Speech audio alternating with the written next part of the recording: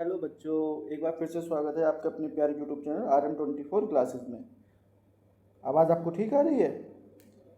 चलिए एक बार फिर से स्वागत करते हैं और देखते हैं। आज हम पढ़ेंगे मैथ, और मैथ की आज हम इंट्रोडक्शन क्लास पढ़ेंगे, और आज हमारी मैथ की फर्स्ट क्लास होगी।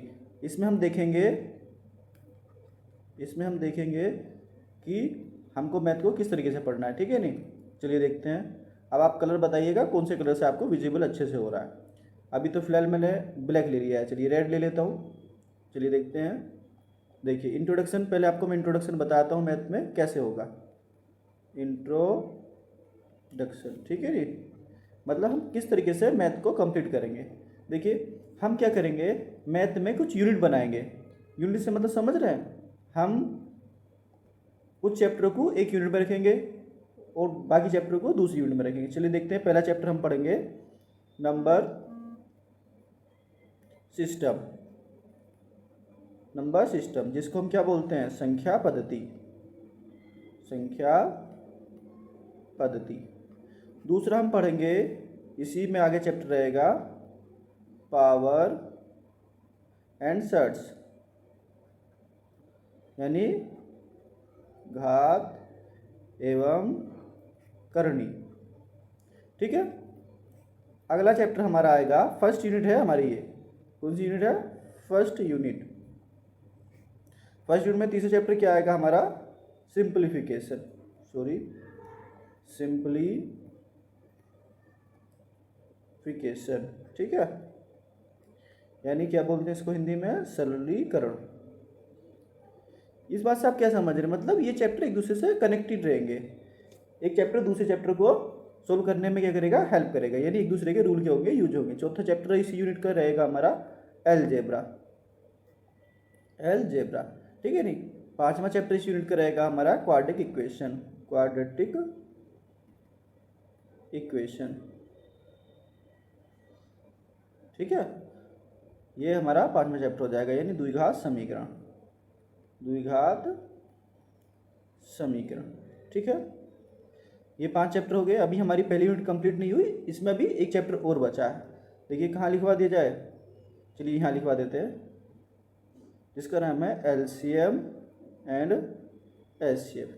यानी इन 6 चैप्टरों को मिला के हमारी फर्स्ट यूनिट कंप्लीट होती है, ठीक है नहीं।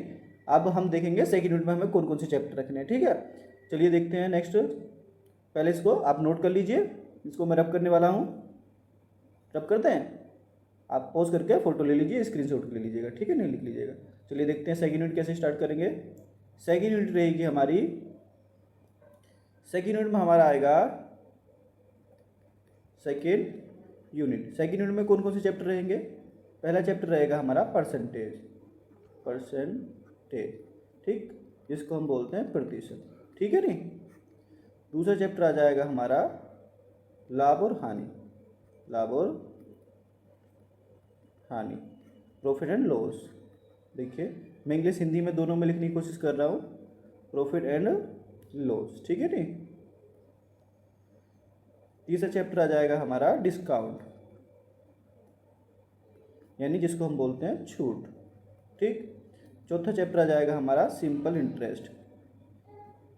सिंपल इंटरेस्ट, जिसे हम बोलते हैं साधारण ब्याज। साधारण ब्याज, ठीक। पांचवा चैप्टर आ जाएगा हमारा चक्रवृद्धि ब्याज। चक्रवृद्धि ब्याज, जिसे हम बोलते हैं कंपाउंड इंटरेस्ट। कुछ की मैं इंग्लिश पहले लिख ले रहा हूँ, कुछ की हिंदी पहले लिख ले रहा हूँ, ठीक है नहीं। और एक चैप्टर होता है हमारा stock and share. Stock and share, ये चैप्टर आना लगभग इसके क्वेश्चन क्या हो गए, खत्म से हो गए। तो सेकेंड यूनिट हमारी ये रहेगी। अब देखते हैं थर्ड यूनिट हम क्या बनाएंगे अपनी, ठीक है नहीं। चलिए देखते हैं थर्ड यूनिट क्या रहेगी। अब देखिए इसका भी आप नोट कर लिया सब आपने। चलिए देखते हैं थर्ड यूनिट। थर्ड यूनिट बनाते हैं, क्या रहेगा थर्ड यूनिट, ठीक। थर्ड यूनिट में हमारा पहला चैप्टर रहेगा, ये आएगी हमारी अनुपात एंड समानुपात वाली, ठीक। Ratio and proportion, proportion, sorry,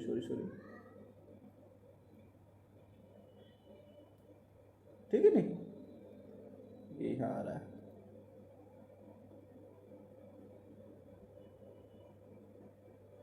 ठीक है। चलिए आगे देखते हैं।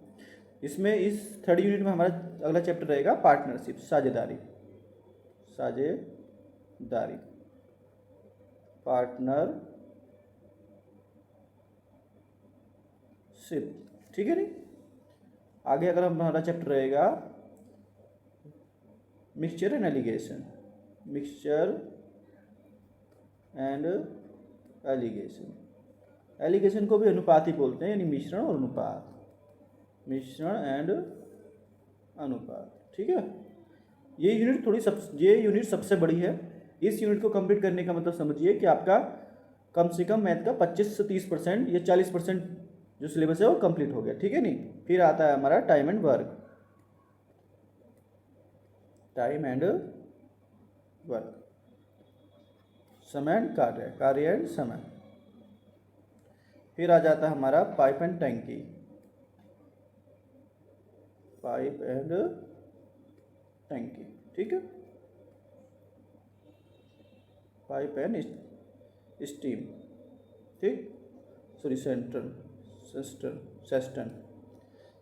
ठीक है। आगे हमारा आ जाता है टाइम, डिस्टेंस एंड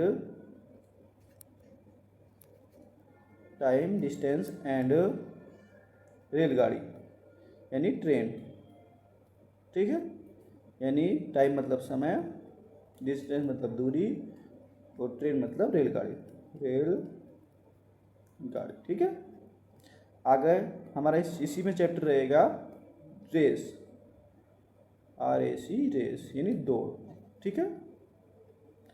और इसी का अगर एक और चैप्टर देखें तो हमारा एवरेज भी हम इसी में रख लेते हैं, एवरेज के लिए अलग से यूनिट नहीं बनाते हैं, औसत जिसको बोलते हैं वो भी इसी में आ जाएगा, ठीक है नहीं।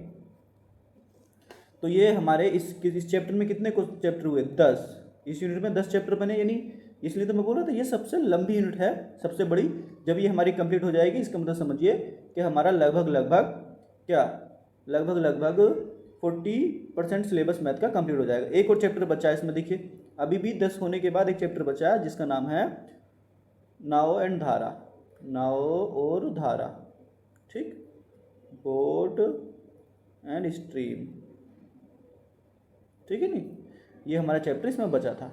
पहला चैप्टर क्या हो गया, अनुपात समानुपात, साझेदारी, mixture alligation, time and work, pipe and टंकी, time distance and train, race, average, और ये हमारा लास्ट चैप्टर बना नाव एंड धारा, ठीक है नहीं। अब देखिए होने को तो इसमें एक चैप्टर और हो सकता है, बट ठीक है वो देख लीजिए, अगर लिखना चाहे तो लिख लीजिएगा। एक होता है एवरेज स्पीड, बट ये क्वेश्चन जो है औसत वाला चैप्टर होगा उसी में करा दिया, औसत चाल के क्वेश्चन होते हैं ये, ठीक है नहीं। अगर आपको लगे तो नोट कर लीजिए, नहीं तो औसत वाले चैप्टर में आ ही जाएगा, ठीक है नहीं। चलिए अब देखते हैं हम यूनिट नेक्स्ट यूनिट क्या आने वाली है हमारी, इसको लिख लीजिए आप सब, नोट करना बहुत ज़्यादा जरूरी है, ठीक है नहीं। नोट कीजिए, 2 मिनट का ब्रेक देते हैं, लिख लीजिए।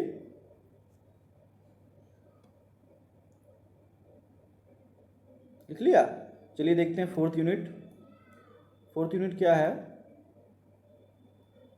फोर्थ यूनिट है हमारी, फोर्थ यूनिट में कौन से चैप्टर आएंगे, देखिए अगर आप लोग SSC की तैयारी कर रहे हैं तो उसमें ट्रिग्नोमेट्री भी आता है। क्या आता है, ट्रिगोनोमेट्री, ठीक है नहीं, यानी त्रिकोणमिति,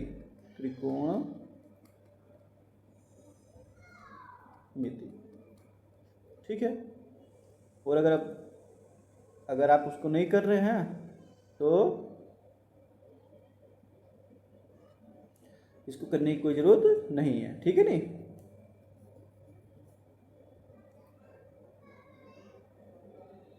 चलिए आगे इस यूनिट में अगला चैप्टर क्या बनेगा, ये पहला हो गया। दूसरा बन जाएगा हाइट एंड डिस्टेंस,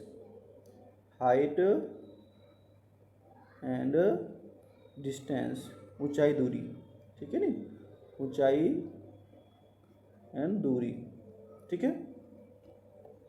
तीसरा चैप्टर बन जाएगा हमारा तीसरा चैप्टर बन जाएगा measurement of angle, circular measurement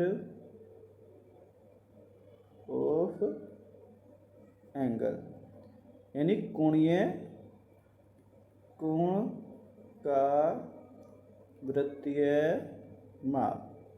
ठीक, इसी में हमारा नेक्स्ट चैप्टर बनेगा मैक्सिमम और मिनिमम। मैक्सिमम भी बोल देते हैं, मैक्सिमम भी बोल देते हैं, मैक्सिमम और मिनिमम, उच्चतम मान और निम्नतम मान, निम्नतम मान। ठीक है नी। अब ये होगी हमारी 4 यूनिट। अब हमारी एक और यूनिट बची है।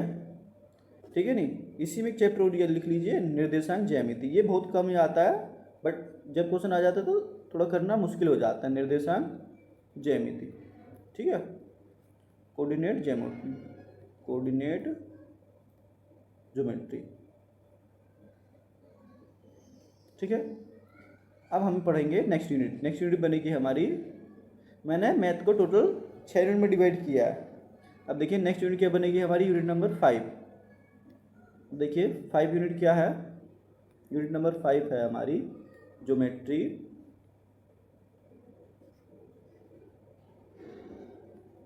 ज्यामिति। ठीक, और पहला चैप्टर ये हो गया। दूसरा हो जाएगा हमारा 2D मेंसुरेशन।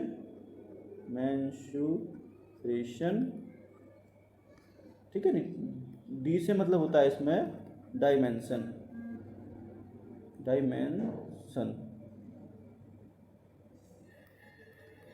ठीक है।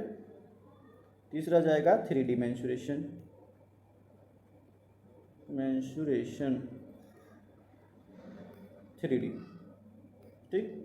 अब हमारी लास्ट यूनिट बन जाएगी 6, जिसमें हम पढ़ेंगे अपना स्टैटिक्स